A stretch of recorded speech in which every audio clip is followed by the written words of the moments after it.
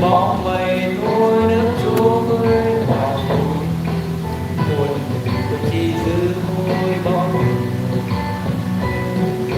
em giờ với áo hoa tôi nhìn em lòng đau xót xa âm thầm tôi đứng im nỗi buồn rồi đã tôi và em chắc xa nhưng vì tôi ngại nên đứng xa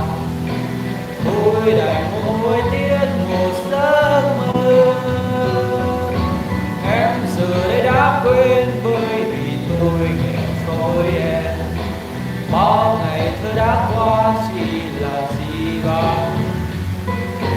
tôi thì cho chúng em trên chỗ cao để với nhau con đường trên hai ngã đành cách xa con đường trên hai ngã đành cách xa.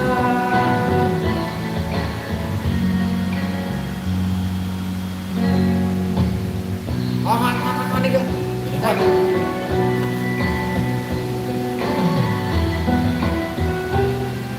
Đá đi. Rồi.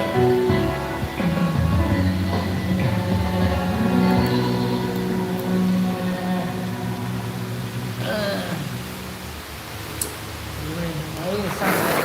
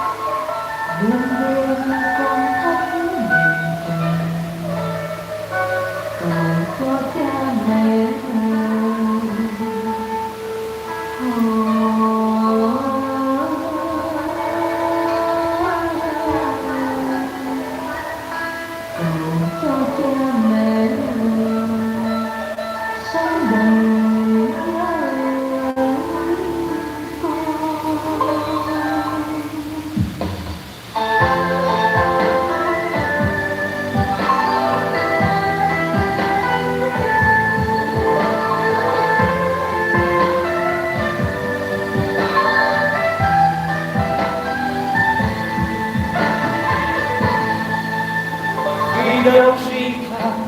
tình ta đã đời cảm ơn ông trời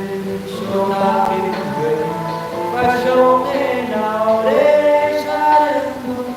phải sống thế nào để mẹ được vui tìm cha đâu là như núi cao ngang trời tìm mẹ rộng lớn như biển cả mênh mông chỉ mong cho ta lớn khôn đến người chỉ mong nhìn thấy nụ cười của ta dù cha ra sao vẫn luôn là đồng sinh ta dù mẹ lòng sao vẫn luôn bằng nặng đẻ đau chỉ một giây thôi nhắm mắt với cuộc đời hãy nghĩ suy lại những việc nào của ta chỉ một giây thôi nhắm mắt với tất cả nghĩ tới cha mẹ luôn trong đời ơi chỉ một giây thôi nhắm mắt vẫn cuộc đời hãy nghĩ suy lại ta tình mẹ nơi đâu